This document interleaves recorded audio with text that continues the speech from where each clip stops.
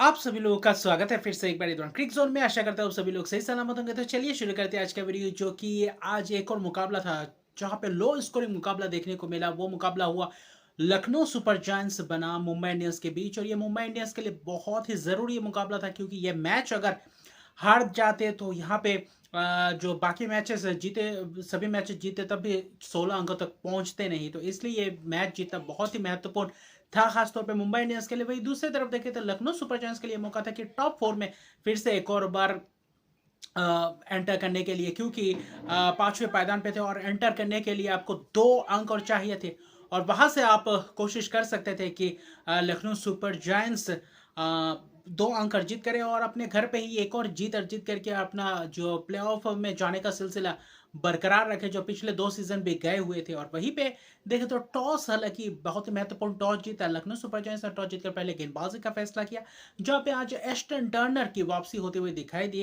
Quinton de Kock आज खेलते हुए नजर नहीं आए थे। वहीं नबीनुल हक आए थे आज मैट हेनरी के जगह पे, तो अच्छा खासा बदलाव आज देखा। और मयंक यादव आज खेलते हुए नजर आए थे, जैसे कि प्रीव्यू में बताया था मैंने इस मैच से पहले। तो आज उनका असला बारूद पूरी तरीके से मौजूद था। वही दूसरी तरफ मुंबई इंडियंस की तरफ से अगर आप देखें तो आज खास तौर पे ज्यादा बदलाव तो देखे नहीं। वही प्लेइंग 11 के साथ उतरे और वही सिलसिला रहा। शुरुआती क्षण में जो आज बर्थडे बॉय रोहित शर्मा थे, आज रोहित शर्मा कुछ खास नहीं कर पाए। सिर्फ देखे तो सिर्फ और सिर्फ 4 रन ही बना पाए, जहां पे मोहसिन खान ने उनको चलता किया और फ्रंट फुट पे ही एक थोड़ा बहुत डिफेंसिव से अप्रोच किया था, जहाँ पे कैच उठ गया और वहां पे शॉर्ट कवर में उनका कैच पकड़ा गया। जबरदस्त वो कैच था और जबरदस्त वो विकेट था। लेकिन ईशान किशन की बात करें, ईशान किशन आज थोड़े बहुत जकड़ कर खेलते हुए दिखाई दिए, क्योंकि उनको आज वो गेंदबाजी किए नहीं जिस गेंदबाजी से वो तेजी से रफ्तार से रन बटोरते थे। आज स्लोअर गेंदबाजी का ज्यादा से ज्यादा इस्तेमाल किया। मोहसिन खान, स्टोइनिस ने भी आकर विकेट चटकाया। सूर्य कुमार यादव का जबरदस्त विकेट। रोहित शर्मा के बाद सूर्य कुमार का विकेट जाना, एक छक्का भी लगाया था, लेकिन वहीं पे डाउन द लेग जा रहा था, वहां पे हल्का सा ग्लोव्स में लगा और वहां पे केएल राहुल की जबरदस्त कीपिंग, कैच भी जबरदस्त पकड़ा। और वही विकेट मुझे लगता है टर्निंग पॉइंट था, क्योंकि तिलक वर्मा भी एक बहुत महत्वपूर्ण विकेट था।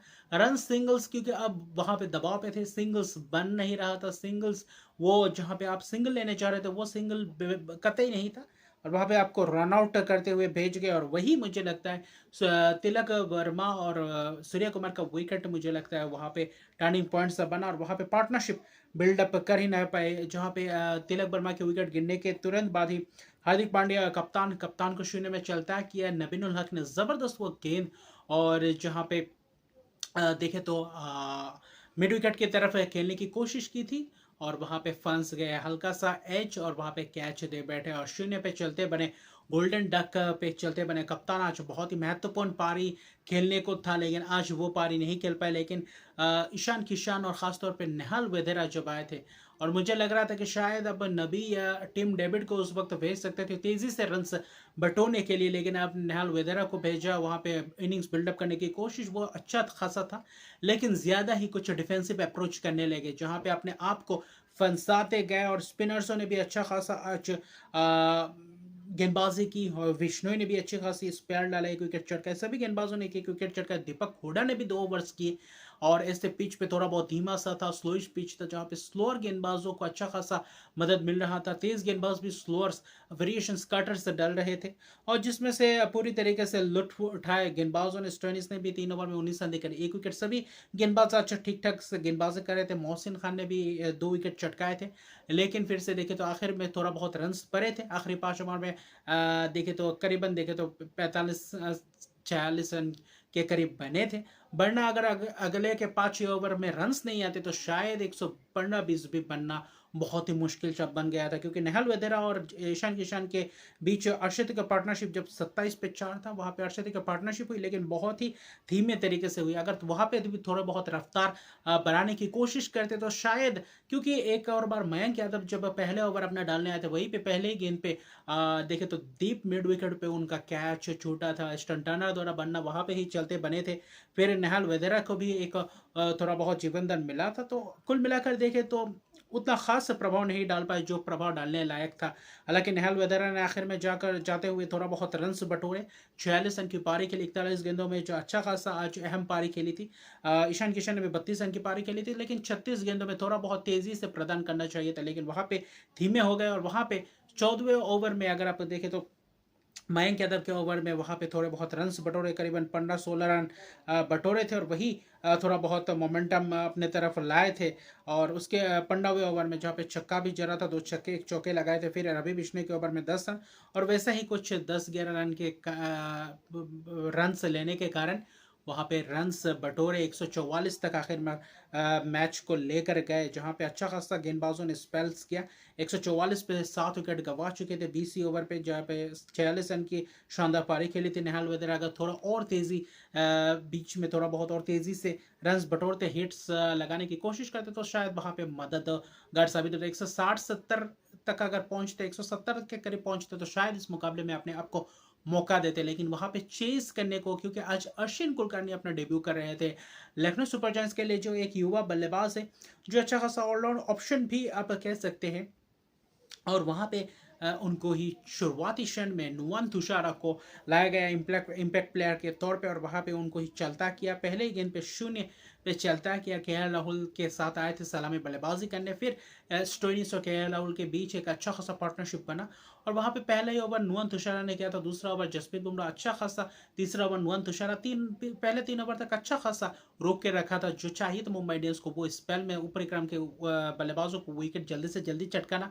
और वहीं पे एक गलती कर दी कप्तान ने, जहां पे चौथे ओवर में जेरल क्वेटजी को लाया, और उस ओवर में 15 रन के करीब दिया, और वहां से मोमेंटम को शिफ्ट करते हुए गए, क्योंकि वहां पे स्टोइनिस पूरी तरीके से सेट हो चुके थे। उस ओवर में प्रहार किया था, और बुमराह के सामने उतना खास रिकॉर्ड नहीं था स्टोइनिस का। अगर उस वक्त जहां पे 3 ओवर पे कुछ 10-12 रन के करीब ही 13-14 रन 15 रन के करीब ही बने थे, वहां पे आपको चौथे ओवर में आपको लाना चाहिए था। और वही 10-12 रन पहले 3 ओवर में थे, और चौथे ओवर में जो 15 रन मिले, वहां से पूरी तरीके मोमेंटम को शिफ्ट कर गया, क्योंकि 145 का ही सिर्फ टारगेट था, और वहां पे चाहिए तो बुमराह को चौथा ओवर दिलवाना, क्योंकि एक लय प्राप्त कर चुके थे। वहां पे जो नए गेंद को अच्छा खासा इस्तेमाल कर सकते थे, इन स्विंग मार सकते थे, और अच्छा खासा यॉर्कर भी डाल सकते थे स्टोइनिस को।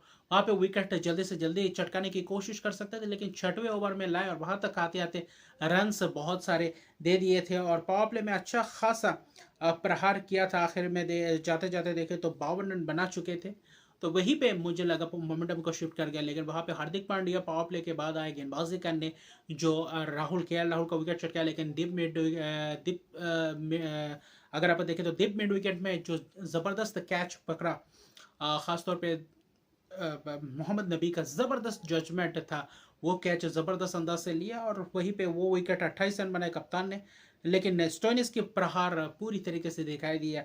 7 चौके 2 छक्के 45 गेंद में 62 रन की पारी एक ही ओवर के लिए नबी को लाए थे। उस बीच नबी ने उनको चलता किया था, और जबरदस्त वो ओवर था, 13 रन दिए थे, लेकिन एक विकेट भी चटका कर दिया था स्टोइनिस को। तब तक मुकाबला लगभग रन बॉल सा हो गया था। अगर बीच में लाते, पावर प्ले में एक ओवर देते, और बीच के ओवर्स में एक आध ओवर्स करवाते, मोहम्मद नबी को उतना खास तरीके से यूटिलाइज नहीं कर पाए। और वही दूसरी तरफ से अगर आप देखें तो अच्छा खासा प्रदर्शन रहा था, लेकिन फिर भी देखें तो वही जो आखिर में जो रन्स बनाए थे नेहाल वेदेरा के साथ, टीम डेविड ने जो 18 गेंदों में 18 गेंदों में 35 रन की नाबाद पारी खेली थी, 1 छक्के 3 चौके, वो केमियो पारी ने इस हद तक पहुंचाया था, वरना ये मुकाबला कहाँ से कहाँ ही खत्म हो चुका होता।